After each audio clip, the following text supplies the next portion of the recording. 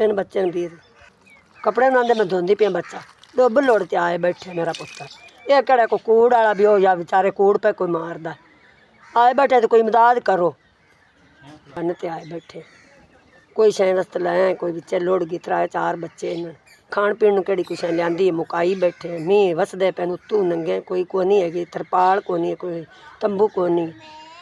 कोई दवाई दुई दे पैसे देवो कोई बच्चों ताप चढ़ जाता मच्छरदानियां कोनी केड़ी कुछ ऐंदी इन्ने पुज तो देओ इमदाद करो साडी आए भाई घर गए केड़ी शै को गरी पई है मुस्सी पई है गली पई है पानी अंदर है बाहर है छावां डिग्गियां पईयां ने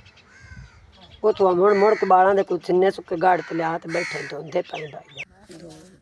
3 4 5 इधर को 5000 रुपया सानू मिल गया है तुहाडा शुक्रिया अदा करने हैं